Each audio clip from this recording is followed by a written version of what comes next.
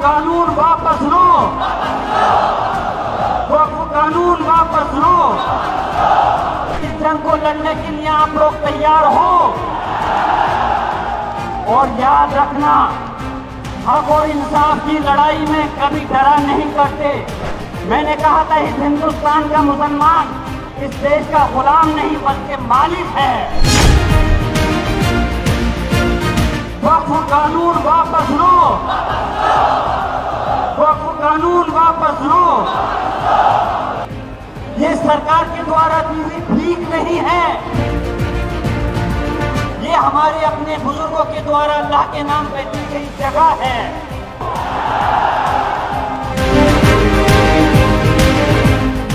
वक्फ कानून के खिलाफ जो ये जलसा किया गया है इमारत शरिया के जरिए, मैं सबसे पहले जनाब फैसल रहमानी साहब और इमारत शरिया के सभी जिम्मेदारान को मुबारकबाद पेश करता हूं कि एक अच्छा जलसा कामयाब उन्होंने कराया। और उसके साथ साथ मैं आप सब लोगों का जो यहाँ पर पटना पूरे बिहार के लोग यकीनन हजारों नहीं बल्कि लाखों की तादाद में तशरीफ लाए, और आपको ये समझना होगा कि ये जंग न सिर्फ फैसल रहमानी साहब या जियाउर-रहमान पर की नहीं, बल्कि इस मुल्क के तमाम मुसलमान और हक और इंसाफ पसंद लोगों की ये जंग है। और जिस तरह से मैं देख रहा हूँ कि हमारे बुजुर्गों के साथ नौजवान तबके के अंदर जो जोश और जज्बा है, उसके ऊपर मैं एक शेर पढ़ करके अपनी बात को शुरू करना चाहता हूं कि उकाबी रूह जब बेदार होती है जवानों में, उकाबी रूह जब बेदार होती है जवानों में, नजर आती है उनको अपनी मंजिल आसमानों में। नहीं तेरा नशेमन कसरे शाही की गुंबद पर, तू शाही है बसेरा कर पहाड़ों की चट्टानों पर। मुझे इस बात का एहसास है कि वक्त बहुत हो गया है, और यकीनन इस गर्मी में आप लोग इकट्ठा होकर के इस बात की गवाही दे रहे हो कि ये जंग कितनी भी लंबी चले, लेकिन इंशाअल्लाह ताला आप लोग हार मानने वाले नहीं हो। और कैसे हार मान लें, मैं पूछना चाहता हूं, ये जमीन वक्फ की जो हमारे बाबा और अजदाद ने हमारी कौम के लिए नहीं सिर्फ इस मुल्क की फलाह बहबूदी के लिए दान की थी, ये सरकार के द्वारा दी हुई भीख नहीं है, ये हमारे अपने बुजुर्गों के द्वारा अल्लाह के नाम पे दी गई जगह है। और इसकी हिफाजत इंशाअल्लाह ताला आखिरी वक्त तक हम लोग करेंगे, जब तक कि हम इस जंग के अंदर कामयाब नहीं हो जाते।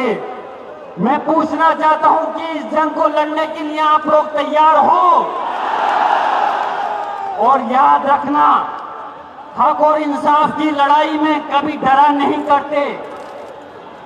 ये आपका नौजवान साथी, आपका भाई जियाउर-रहमान बर्क, जिसने अपने दादा मोहतरम शफीकुर-रहमान बर्क साहब से, जिन्होंने उत्तर प्रदेश की विधानसभा पार्लियामेंट के अंदर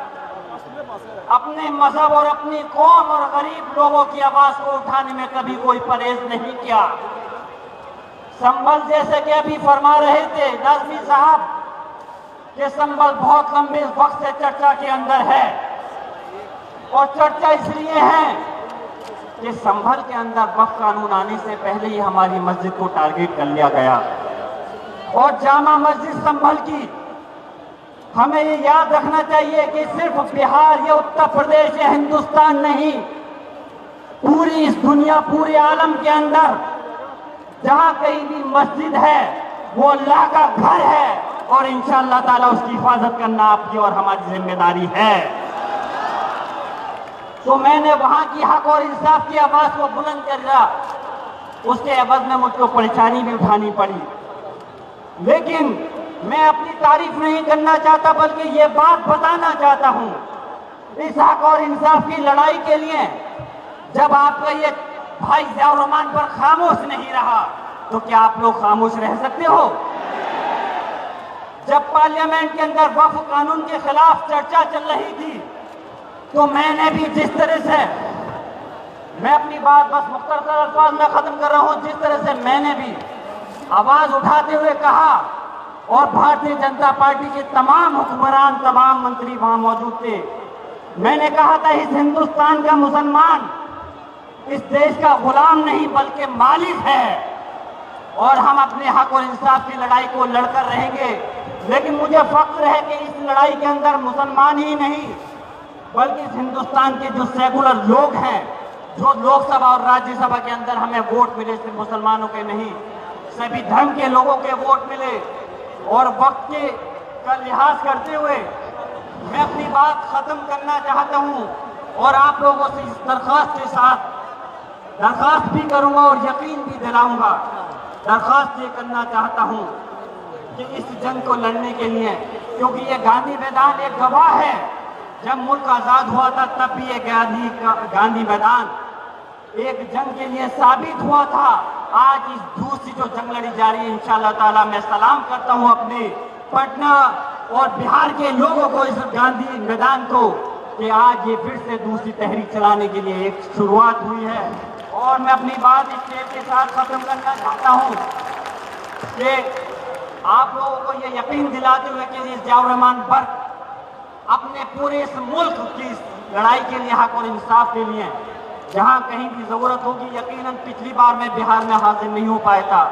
लेकिन हम अमीर शरिया और जो भी तहरीक चलाई जाएगी इंशाअल्लाह ताला पूरे मुल्क के अंदर हर वक्त आपके दरमियान में हाजिर रहूंगा। इस शेर के साथ अपनी बात को खत्म करता हूं कि अब फकत शोर मचाने से कुछ नहीं होगा, अब फकत शोर मचाने से कुछ नहीं होगा, सिर्फ होठों के हिलाने से कुछ नहीं होगा। जिंदगी के लिए बेमौत ही मरते क्यों हो, अहले ईमान हो तो शैतान से डरते क्यों हो, तुम भी महफूज कहाँ हो अपने ठिकाने पर, बाद अखलाक के तुम ही निशाने पर हो। और